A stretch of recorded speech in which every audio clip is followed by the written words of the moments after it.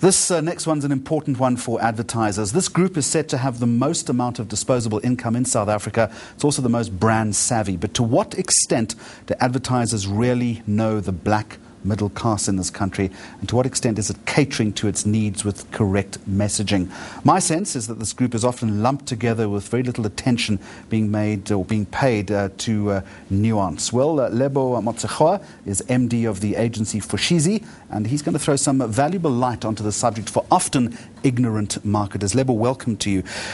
Before we talk about whether marketers are ignorant or not, let's just get a definition. What exactly is the black middle class? Or has it become so fragmented that we don't actually know?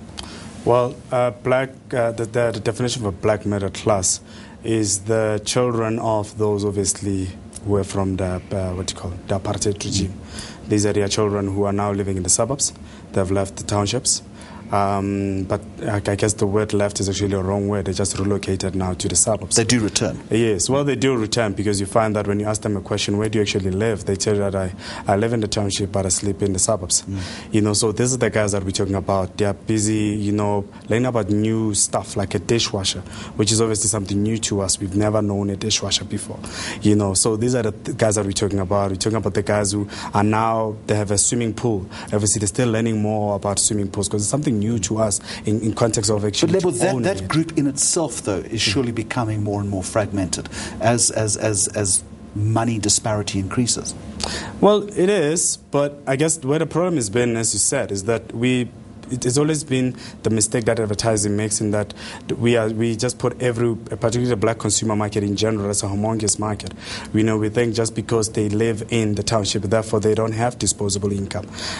Which is actually not true, because if you look at the guy who lives, say, still in the township, he has more disposable income, even though he lives in the townships by choice.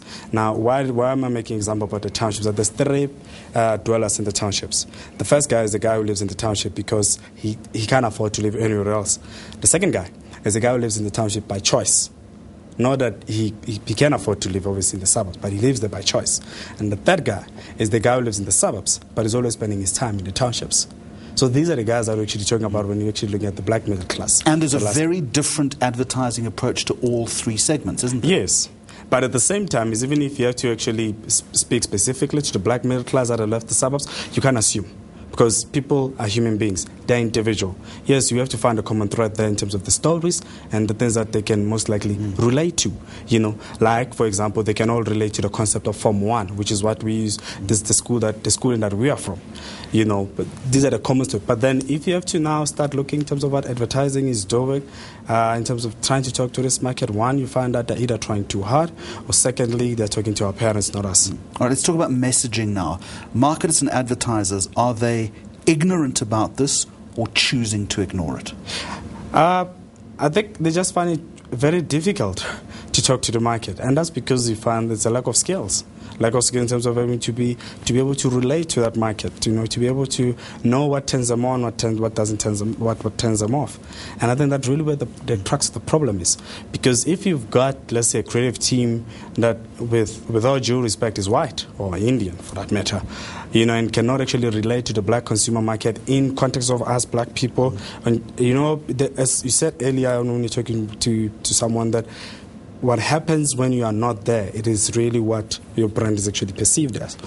Now, surely that debate is changing. I talk to advertising agencies week in and week out, and they talk about upweighting black creative talent all the time. Are you suggesting that's not happening sufficiently?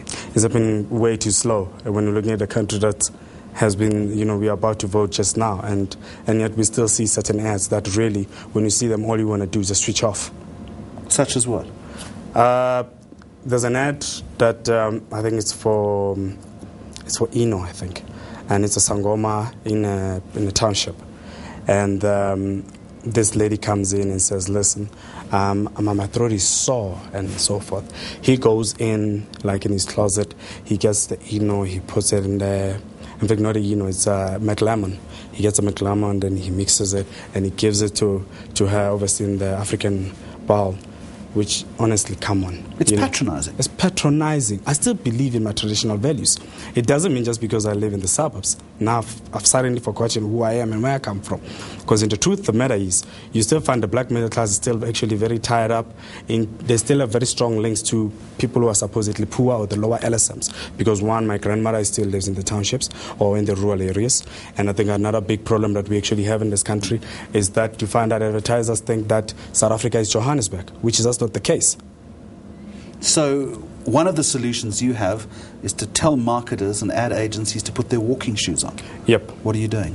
What we're doing, basically, we're taking these guys to the townships, to the rural areas, and we either, A, depending obviously who's brave within the advertising agency that we're dealing with at that matter, to go and live in a township or a rural area at least for a week or so.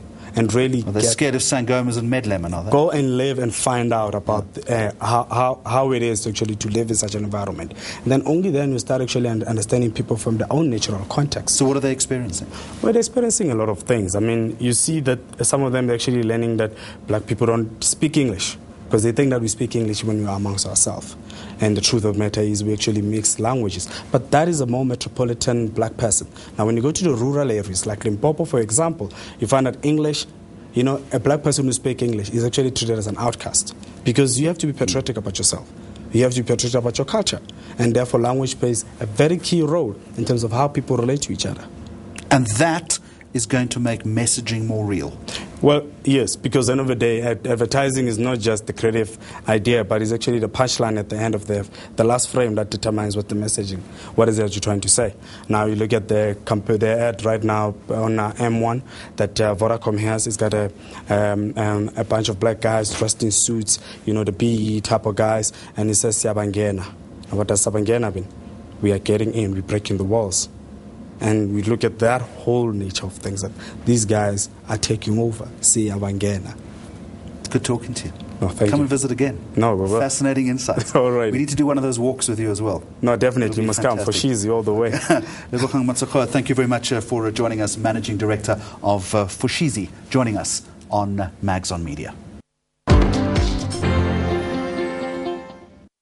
Every month here